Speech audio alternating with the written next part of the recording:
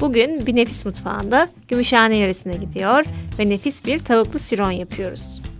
İsim olarak bazılarınıza yabancı gelse de aslında birçok kişinin damak tadına uyacak nitelikte lezzetli ve şık bir tarif diyebiliriz.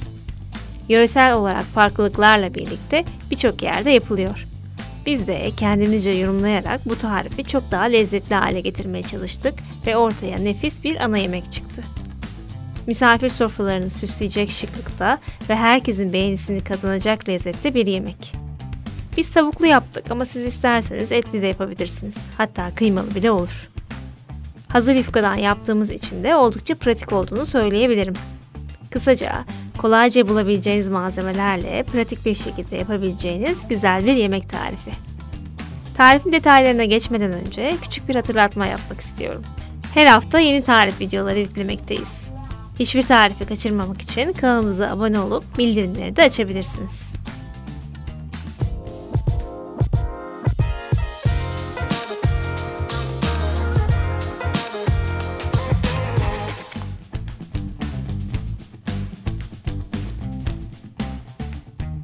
Bu tarifte hazır yufka kullanacağımızı söylemiştik. İşe önce onları hazırlamakla başlayalım. Yufkayı açıp kenar kısımları düz olsun diye bu şekilde katlıyor ve bir ucundan sararak rulo yapıyoruz. Çok sıkı sarmayın ama çok gevşek de olmasın. Tüm yufkaları aynı şekilde sarıyoruz. Yufka sayısı sizin kullanacağınız fırın kabının büyüklüğüne göre değişir. Ben 23 santimlik bir kalıp kullandım ve 5 adet yufka kalıbı tamamen doldurmak için yeterli oldu. Rulo haline getirdiğimiz yufkaları keskin bir bıçak yardımıyla kesiyoruz. 2 parmak kalınlığında olmaları yeterli. Çok uzun olmasınlar, aksi halde bazı kısımları kuru kalabiliyor. Hepsini aynı uzunlukta keserseniz de çok daha güzel görünür. Kesilmiş parçaları fırın kabına bu şekilde diziyoruz. Ben kelepçeli bir kalıp kullandım, çok daha şık görünüyor. Aynı pasta gibi. Ama herhangi bir fırın kabı da olur elbette. Hepsini boşluk kalmayacak şekilde dik dik diziyoruz. Gördüğünüz gibi aralarda hiç boşluk yok. Şimdi bunu 180 derecede önceden ısınmış fırında kuruyup hafif kızaracak kadar fırınlıyoruz. Biz de o sırada tavuk soteyi hazırlayalım. Bunun için ben but eti tercih ettim. Göğüs eti bana biraz kuru ve tatsız geliyor. Ama siz seviyorsanız elbette göğüs eti de kullanabilirsiniz. But eti lezzetli ama biraz sinirli ve yağlı bir et. Bu kısımları temizlerseniz iyi olur. Tavuk parçalarını şeritler halinde doğruyoruz. Çok büyük olmasınlar. Hepsi hazır. Bir tabağa alıp kenara koyuyoruz. Sıra geldi sebzelere. 1 adet soğan kullanacağız. Onu da soyup bu şekilde uzun uzun doğruyoruz.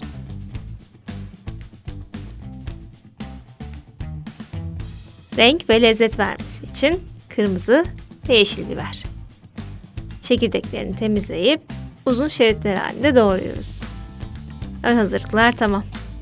Soteyi pişirmeye başlayabiliriz. Kızdırdığımız tavaya soğanları karamelize edecek kadar yağ ekliyoruz. 2 kaşık kadar yeterli olacaktır. Üzerine de soğanları koyuyoruz. Lezzet vermesi için biraz tuz ekleyip karıştırıyoruz. Soğan aslında şeker içeriyor ama ben yine de bir fiskete şeker kullanıyorum. Hepsini karıştırıp güzelce kavuruyoruz. Ocağın altını çok açmayın.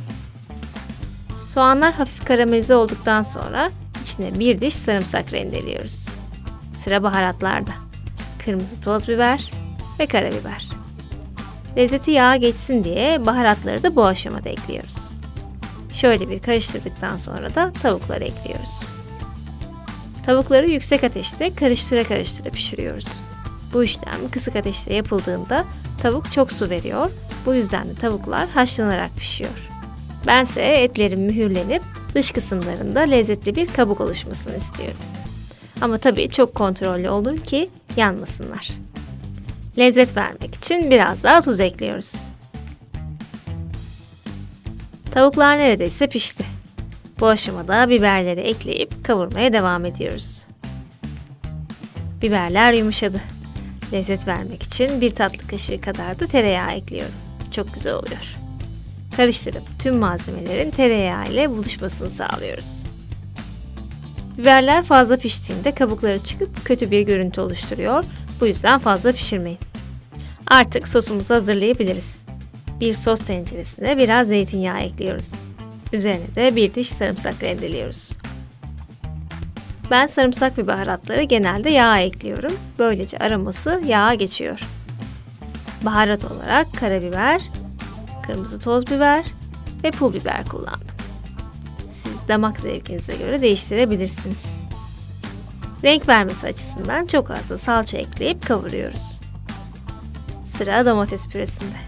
Benim yazın hazırladığım yoğun kıvamlı konservelerim vardı. Onlardan birini kullandım. Siz taze domatesi rendeleyebilirsiniz. Domatesin olduğu tabağa çeyrek bardak kadar su ekleyip onu da tencereye döküyorum. Sizin domatesiniz çok suluysa buna gerek yok.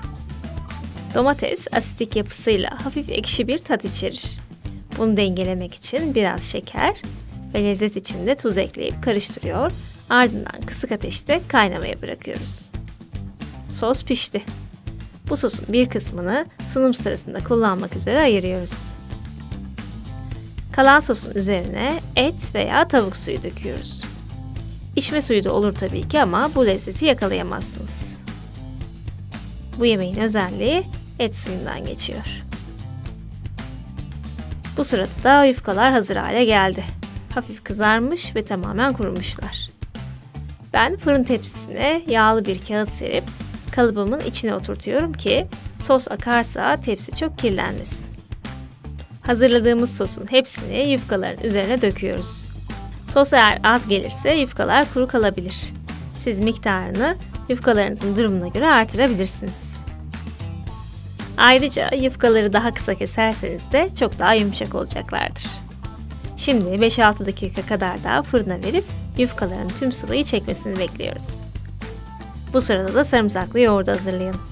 Derin bir kaseye bir diş sarımsak rendeliyoruz. Üzerine de yoğurt. Sarımsaklı yoğurtta labne peynirini ben gerçekten çok seviyorum. Bu yüzden mutlaka biraz da labne eklerim. Lezzet için tabii ki tuz. Hepsini pürüzsüz hale gelene kadar çırpıyoruz. Yufkalar hazır. Sunumu yapacağımız tabağa aldık. Sıra muhteşem buluşmada. Yufkaların üzerine hazırladığımız yoğurdu döküyoruz. Ne kadar yoğurt kullanacağınız sizin damak zevkinize kalmış ama bol yoğurtlu güzel oluyor.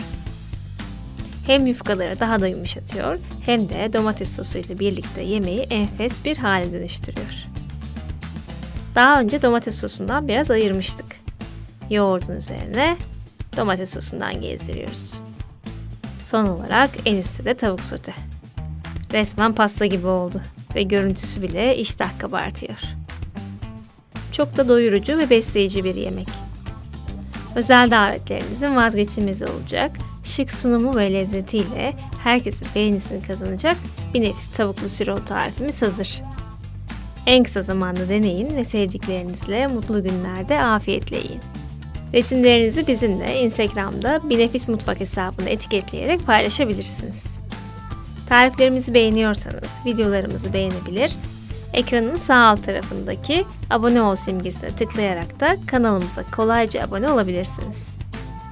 Malzeme listesini ölçüleriyle birlikte açıklamalar kısmına ekledim. Tarifin detaylarına oradan ulaşabilirsiniz. Bir sonraki tarif videosunda görüşmek üzere. Afiyet olsun.